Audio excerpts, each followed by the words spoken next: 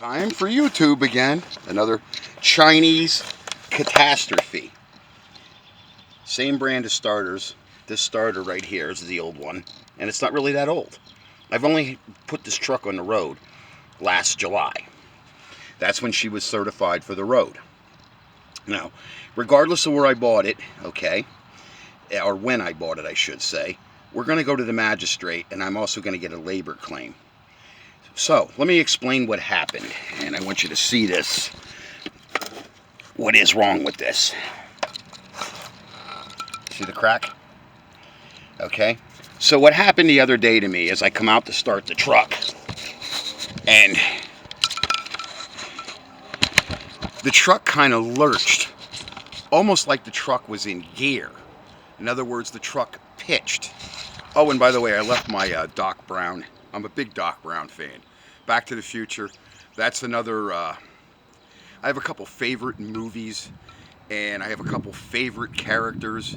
And Doc Brown, and some of his expressions. What was that? Christopher Lloyd that played him. But anyway, we're getting off track. But anyway, I'm always accused of being a Doc Brown. People come in my shop and what's in the laboratory today? Well, we're trying to take over the world like we usually do. Another one, Pinky in the Brain. Because I worked with a lot of Pinkies in my time. Believe me, more than one Pinky. Matter of fact, I got a couple of them in the family. So anyway, that starter's in that truck less than a year, but the truck pitched when I hit the key, almost like it was in gear. And then the truck would not start. It was dead. I had power at the distributor, so I fiddled with the wire at the distributor, gave it a break or a minute or two, and the next thing, I figured, got to be the control module, because a coil, the engine would crank. If there's an internal short, and your truck just does not even crank, and sometimes it's completely dead.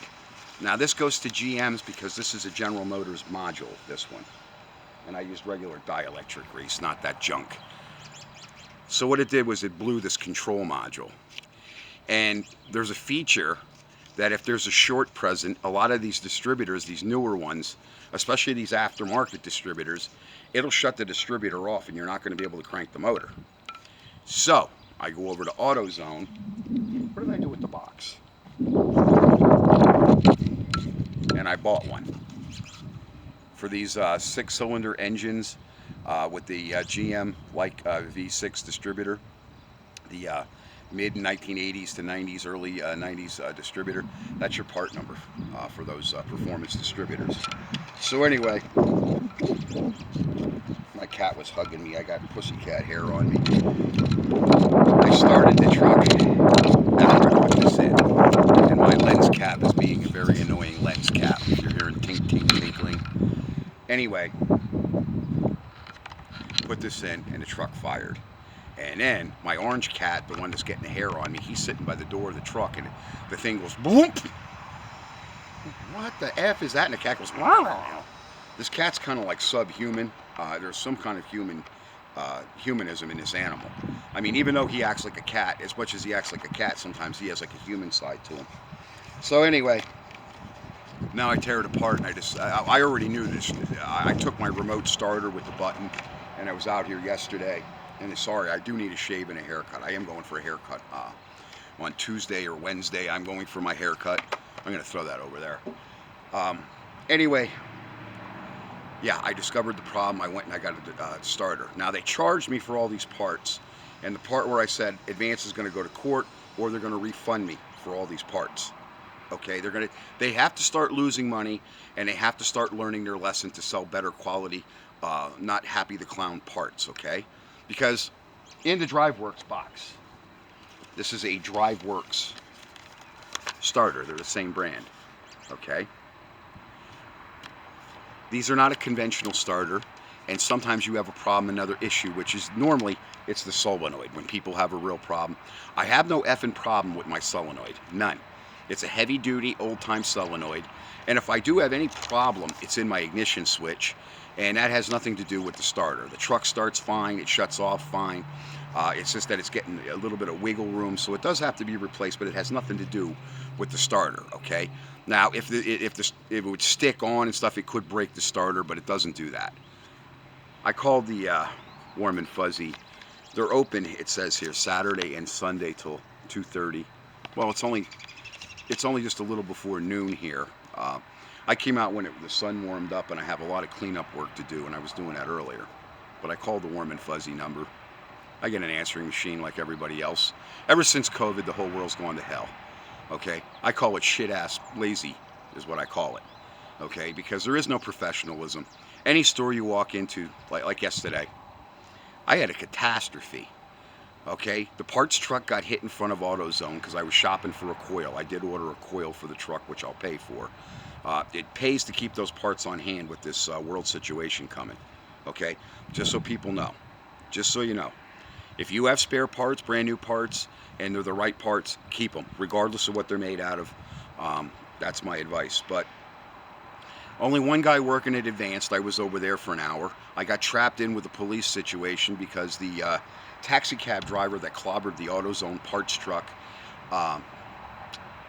he got a little aggressive with the manager, and I kind of defended the manager. And then the Muppet was one of those illegals. He jumps in a car, takes off, and the taxi cab company miraculously delivered another driver that was allegedly driving. So there was a big situation. The place is surrounded with cops. And so anyway, I really did not get that much done yesterday. But I did get that starter.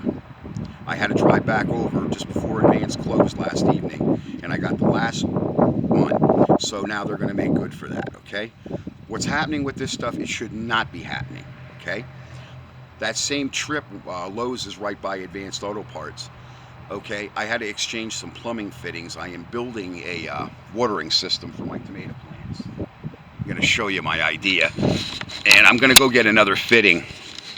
I got to look for them. I have a lot of fittings. But this is a pipe. And there's holes drilled here in the pipe. Like down there. You might be able to see those little holes. I drilled 1/8 inch. I used an 1/8 inch drill bit. And I'm going to hang that up over the tomato plants because we get some extreme sun angles here in the Pocono Mountains. And I went to exchange the plumbing fittings. I got the wrong ones. I didn't realize it was 3/4. I thought it was half. It's just when your brain is full of shit that happens during the day and you can't get nothing done and you rush to get other things done, you make mistakes. But the girl was stoned. Her eyeballs were rolling around. I mean, her eyeballs were all dilated. I had to call the store manager to find out if she actually refunded me, and she never charged me for the right fittings that I picked up.